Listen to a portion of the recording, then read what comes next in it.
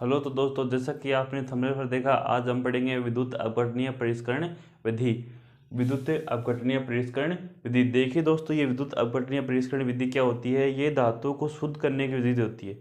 ये धातु को शुद्ध करने की विधि होती है। अब देखिए दोस्तों, ये विधि है, इसको हम सबसे ज़्यादा उपयोग में लेते हैं क्योंकि ये बहुत ही आसान होती है और इससे जो शुद्धिकरण है वो भी 100% होता है। अर्थात हमें और शुद्ध करने की इसके विधि के उपयोग के बाद आवश्यकता नहीं होती है। अर्थात इस विधि द्वारा एक बार हम शुद्ध कर लिए धातुओं को, उसके बाद हमें और उनको शुद्ध करने की आवश्यकता नहीं होती। तो इसीलिए इस जो ये विधि है विद्युत अपघटनीय परिष्करण विधि, इसको हम सबसे ज़्यादा उपयोग में लेते हैं। इसी कारण ये सबसे प्रचलित विधि होती है। तो धातुओं के परिष्करण की सबसे प्रचलित विधि वो है विद्युत अपघटनीय परिष्करण विधि। अब देखिए दोस्तों, इसमें हम किन धातुओं का परिष्करण करते हैं? हम इस विधि में निकल, कॉपर, जिंक, टिन, एजी, सिल्वर और एयू को या चांदी, सोना, अड़गो, दोबारा करते हैं। हेलो तो बच्चों, जैसा कि आपने थंबनेल पर देखा, आज हम पढ़ेंगे विद्युत अपघटनीय परिष्करण विधि। हेलो तो दोस्तों, जैसा कि आपने थंबनेल पर देखा, आज हम पढ़ेंगे विद्युत अपघटनीय परिष्करण विधि। देखिए दोस्तों, विद्युत अपघटनीय परिष्करण विधि क्या होती है? ये विधि, इस विधि द्वारा हम जो अशुद्ध धातु है उससे शुद्ध धातु प्राप्त करते हैं। अशुद्ध धातु से शुद्ध धातु प्राप्त करेंगे विद्युत अपघटनीय परिष्करण विधि। अब देखिए दोस्तों, इस विधि को सबसे ज़्यादा उपयोग में लिया जाता है। इस विधि को सबसे ज़्यादा उपयोग में लिया जाता है। क्यों लिया जाता है? क्योंकि इसका उपयोग करना आसान होता है और इस विधि द्वारा एक बार हम धातु को शुद्ध कर लिए, उसके बाद हमें और उसको शुद्ध करने की आवश्यकता नहीं होती। इसलिए सबसे प्रचलित विधि है। तो धातुओं के परिष्करण की सबसे प्रचलित विधि जो है वो है विद्युत अपघटनीय परिष्करण विधि। अब देखिए दोस्तों, इस विधि में हम निकल, कॉपर, जिंक, टिन, सिल्वर और सोना इन धातुओं का हम शुद्धिकरण करते हैं। अब देखिए दोस्तों, इसमें मुख्य रूप से कैसे क्या करेंगे हम?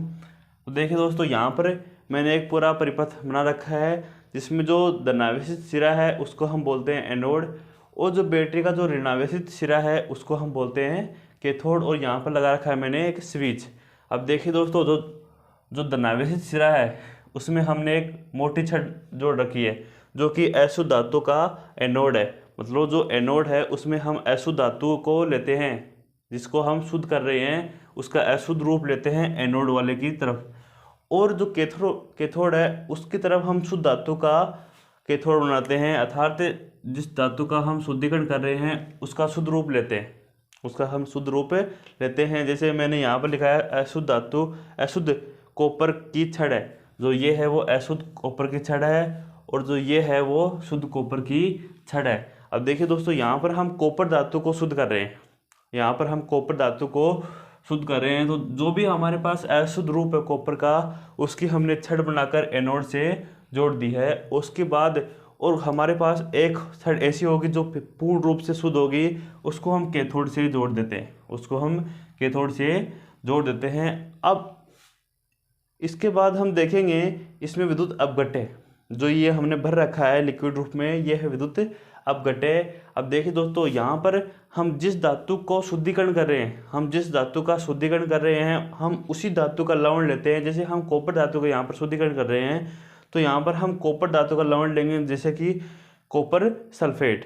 कॉपर सल्फेट है, ये कॉपर धातु का लवण है। इसके बाद देखिए दोस्तों, हमने बात कर ली एनोड, कैथोड। एनोड में हम अशुद्ध धातु की छड़ लेते हैं और कैथोड की तरफ हम शुद्ध धातु की छड़ लेते हैं। और विद्युत अपघट्य है, हम उसी धातु का लेते हैं जिस धातु को हम शुद्ध कर रहे हैं। अब जैसे ही हम स्विच को यहाँ से ऑन करेंगे, जैसे ही हम यहाँ से स्विच को ऑन करेंगे तो इसमें विद्युत धारा का प्रवाह होगा, इसमें विद्युत धारा का प्रवाह होगा। तो देखिए दोस्तों, क्या होगा, जैसे जैसे इसमें विद्युत धारा का प्रवाह होगा तो क्या होगा, जो अशुद्ध धातु है, जो अशुद्ध धातु है वो टूटती जाती है और यहाँ पर जमती जाती है।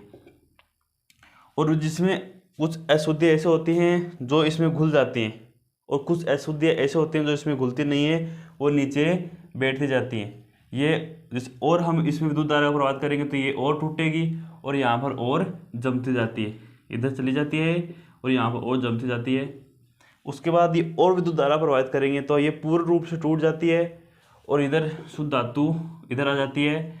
और जो इसमें जो अशुद्धियाँ हैं वो कुछ तो अशुद्धियाँ इसमें घुल जाती हैं और कुछ अशुद्धियाँ हैं जो घुलती नहीं हैं, वो नीचे यहाँ पर बैठ जाती हैं, यहाँ पर नीचे बैठ जाती हैं, जिसे हम एनोड पंख बोलते हैं। इसे हम बोलते हैं एनोड, इसे हम बोलते हैं एनोड पंख बोलते हैं, इसे हम बोलते हैं एनोड पंख। जो अशुद्धियाँ हैं जो घुलती नहीं हैं उनको हम बोलते हैं एनोड पंख, और जो इसमें कुछ अशुद्धियाँ ऐसी होती हैं जो इसमें घुल जाती हैं। तो ये है विधि है विद्युत अपघटनीय परिष्करण विधि। सबसे प्रचलित विधि है, इसमें हम इन धातुओं को शुद्धिकरण के लिए काम में लेते हैं। एक परिपथ है, एनोड है, ये दूसरा कैथोड है। एनोड की तरफ हम अशुद्ध धातु का एनोड लेते हैं और यहाँ पर लेते हैं शुद्ध धातु का कैथोड।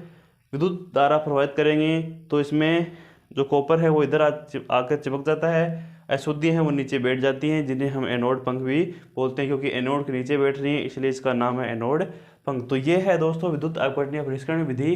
कैसा लगा आपको वीडियो? अगर वीडियो अच्छा लगा तो वीडियो को लाइक कीजिए, चैनल को सब्सक्राइब कीजिए। मिलते हैं अगले वीडियो में, धन्यवाद।